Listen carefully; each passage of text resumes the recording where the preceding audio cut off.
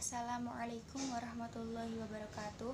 Nama saya Eka Putri Mulia Azhar, NIM 2020-310-103, Program Studi Manajemen Bisnis Syariah, Fakultas Ekonomi Bisnis Islam DIN Kudus. Akan menjelaskan manajemen strategi mengenai konsep dasar dan proses manajemen strategi makalah 2. Pembahasan pertama yaitu mengenai ilustrasi hierarki strategi.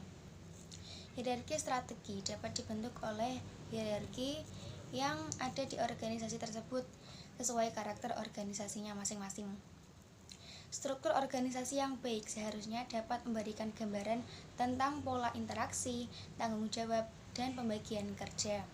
Pembagian kerja ini yang menjadikan stratifikasi dan diferensiasi dalam organisasi.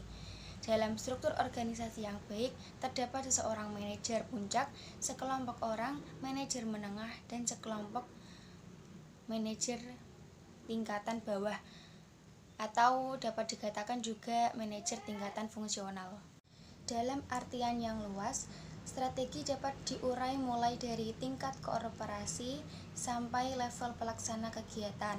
Namun, untuk tujuan perencanaan jangka panjang dalam organisasi, umumnya hanya dikenal dengan yang pertama, strategi kooperasi, yang kedua strategi bisnis, dan yang ketiga strategi fungsional. Selanjutnya pembahasan kedua yaitu mengenai proses manajemen strategi. Manajemen strategi menurut Whelan dan Hanger adalah rangkaian langkah, keputusan, dan tindakan perusahaan yang menentukan kinerja jangka panjang perusahaan. Hanger juga menuliskan bahwa seiring dengan berjalannya waktu, manajemen strategi berevolusi beberapa tahap. Tahap yang pertama yaitu basic financial planning, yaitu perencanaan perusahaan yang didasarkan pada perencanaan keuangan. Tahap kedua, forecast based planning, yaitu pengembangan dari sistem tahap pertama tadi. Selanjutnya tahap ketiga, strategic planning, yaitu pengembangan dari forecast based planning dengan mempertimbangkan kondisi pasar dan persaingannya. Dan tahap terakhir, tahap 4, strategic management, yang merupakan pengembangan dari strategic planning tadi. Selanjutnya, proses manajemen ini secara umum dapat dibagi menjadi 3 langkah pokok. Yang pertama, perumusan strategi, yang kedua, penerapan strategi, dan yang terakhir, evaluasi.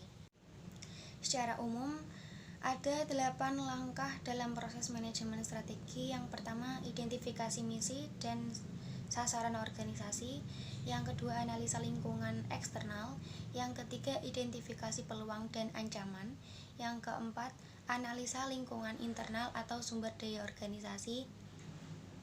Yang kelima, identifikasi kekuatan dan kelemahan. Yang keenam, merumuskan strategi. Yang ketujuh, melaksanakan strategi. Dan yang terakhir, evaluasi strategi. Selanjutnya, di dalam proses manajemen strategi terdapat komponen-komponen. Komponen yang pertama, manajemen strategi adalah perencanaan strategi dengan unsur-unsurnya yang terdiri dari visi, misi, tujuan, dan strategi utama organisasi. Komponen kedua adalah perencanaan operasional dengan unsur-unsurnya yang terdiri dari pertama, sasaran dan tujuan operasional. Yang kedua, pelaksanaan fungsi-fungsi manajemen berupa fungsi pengorganisasian, fungsi pelaksanaan, fungsi penganggaran, dan fungsi kontrol dan evaluasi serta umpan balik. Sekian dari pemakalah 2. Wassalamualaikum warahmatullahi wabarakatuh.